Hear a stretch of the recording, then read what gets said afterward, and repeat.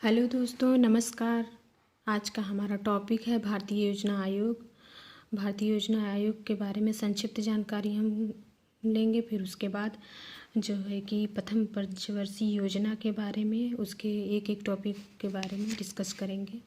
तो आइए शुरू करते हैं। भारतीय योजना आयोग। भारतीय योजना आयोग का गठन कब हुआ था उसके बारे में हम चर्चा करेंगे। भारतीय योजना आयोग हमारा टॉपिक है। भारतीय योजना आयोग। तो भारतीय योजना आयोग का गठन नियोगी कमेटी के सुझाव पर हुआ था। नियोगी कमेटी के सुझाव पर केंद्रीय मंत्रिमंडल के प्रस्ताव द्वारा 15 मार्च 1950 ईस्वी को किया गया था।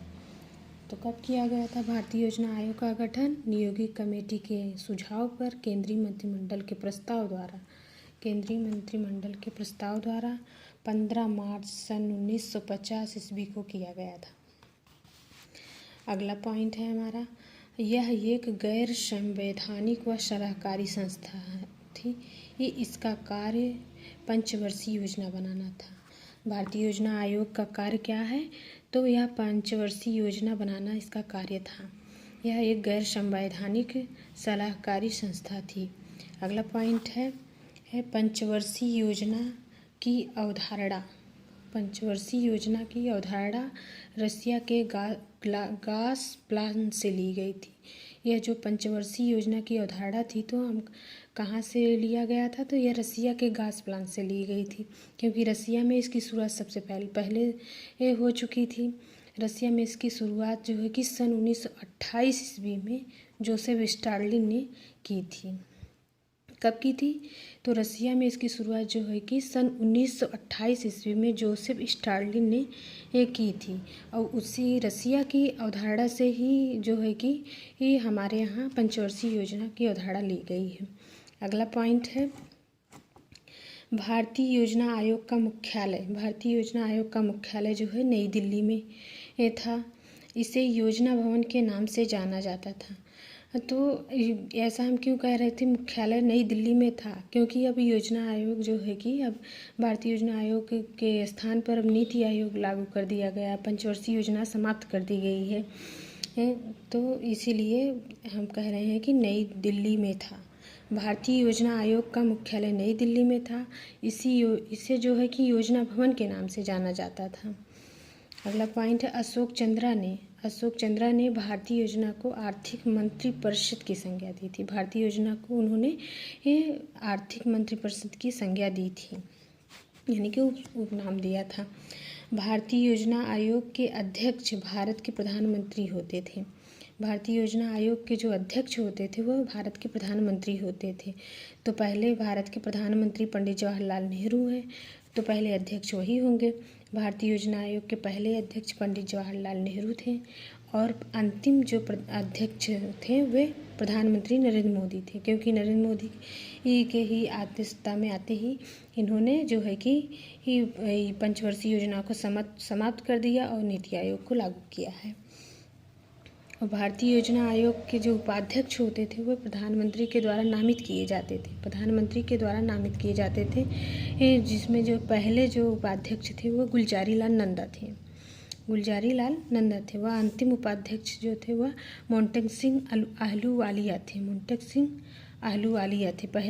पहले उपाध्यक्ष जो गुलजारी लाल नंदा, अंतिम उपाध्यक्ष मोंटेक सिंह आहलूवालिया, पहले अध्यक्ष पंडित जवाहरलाल नेहरू थे, अंतिम अध्यक्ष प्रधानमंत्री नरेंद्र मोदी थे। ये जो है कि ये पॉइंट इम्पॉर्टेंट है, इसको नोट कर लीजिए। और जो अब हमारा जो है कि भारतीय योजना आयोग जो है कि यह संक्षिप्त जानकारी रही। अब हम प्रथम पंचवर्षीय योजना के बारे में जानेंगे। इसका कार्यकाल कब से कब तक रहा? तो प्रथम पंचवर्षीय योजना यह 1951 से 56 ईस्वी तक यह प्रथम पंचवर्षीय योजना चली थी। कब से कब तक चली थी? 1 अप्रैल 1951 से 31 मार्च 1956 ईस्वी तक इसका कार्यकाल था, इसका समय था जो है प्रथम पंचवर्षीय योजना का। यह किस मॉडल पर आधारित थी? तो यह हैराल्ड-डॉमर मॉडल पर आधारित थी। और इसका उद्देश्य जो था, प्रथम पंचवर्षीय योजना का उद्देश्य जो था वह कृषि का विकास व अर्थव्यवस्था के संतुलित विकास करना था। क्योंकि जो है कि भारत जो है कि वही अंग्रेज़ों की गुलामी से आज़ाद हुआ था। तो सबसे सर्वप्रथम प्राथमिकता यह थी कि कृषि के क्षेत्र में विकास किया जाए। इसीलिए जो है कि इसका उद्देश्य क्या रखा गया, कृषि का विकास व अर्थव्यवस्था के संतुलित विकास इसका उद्देश्य रखा गया। और इसमें जो है कि प्रथम पंचवर्षीय योजना में जो कार्य हुए हैं उसको जान लेते हैं। क्या क्या कार्य हुए हैं। इस योजना में कृषि को प्राथमिकता दी गई थी। इस योजना में कृषि को प्राथमिकता दी गई थी। यही हमारा उद्देश्य ही रखा गया था कि पहले कृषि जो है कि कृषि को उन्नत बनाया जाए। यह योजना सफल रही। प्रथम पंचवर्षीय योजना जो थी वह सफल रही और इसने जो है लक्ष्य क्या रखा गया था, 2.1 लक्ष्य रखा गया था। और जो हमें जिस लक्ष्य की प्राप्ति हुई तो 3.6% विकास दर को हासिल किया गया। 2.1 लक्ष्य रखा गया था और 3.6 विकास दर को हासिल किया गया। इस योजना के दौरान राष्ट्रीय आय में 3.6% तथा प्रति व्यक्ति आय में 1.8% की कुल वृद्धि हुई थी। इस योजना के दौरान जो है राष्ट्रीय आय में जो कुल वृद्धि हुई थी तो 3.6% और प्रति व्यक्ति आय में 1.8% की कुल वृद्धि हुई थी। अगला पॉइंट है, इस योजना के दौरान कई बड़ी सिंचाई परियोजनाएं शुरू की गई। क्योंकि कृषि उद्देश्य जो है कृषि विकास रखा गया था हमारा, कृषि को उन्नत बनाने के लिए। तो इस योजना के दौरान कई बड़ी सिंचाई परियोजनाएं शुरू की गई जिसके बारे में जानेंगे। देखिए, पहला जो है कि भाखड़ा नांगल परियोजना। भाखड़ा नांगल परियोजना यह पंजाब राज्य में सतलज नदी पर इसको जो है कि बनाया गया। दूसरा है हीराकुंड बांध परियोजना। हीराकुंड बांध परियोजना जो है उड़ीसा में महानदी पर इसको स्थापित किया गया। महानदी पर यह बांध बनाया गया। दामोदर नदी घाटी परियोजना, यह पश्चिम बंगाल में दामोदर नदी पर बनाया गया।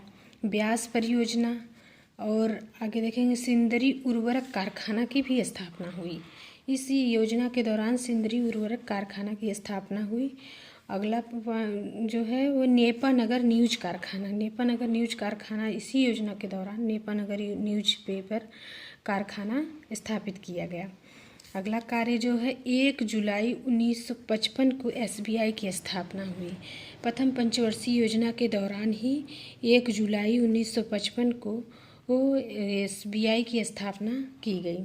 और दूसरा जो कार्य 2 अक्टूबर 1952 को सामुदायिक विकास कार्यक्रम की शुरुआत की गई। सामुदायिक विकास कार्यक्रम की शुरुआत कब की गई, यह परीक्षा में बहुत ही इम्पोर्टेंट है, बहुत बार पूछा गया है। 2 अक्टूबर 1952 को सामुदायिक विकास कार्यक्रम की शुरुआत हुई, 2 अक्टूबर 1952 ईस्वी को।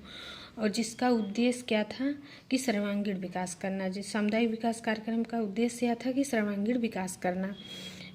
इसकी अवधारणा जो है अमेरिका से ली गई थी। यह सामुदायिक विकास कार्यक्रम की जो अवधारणा थी वह अमेरिका से ली गई थी।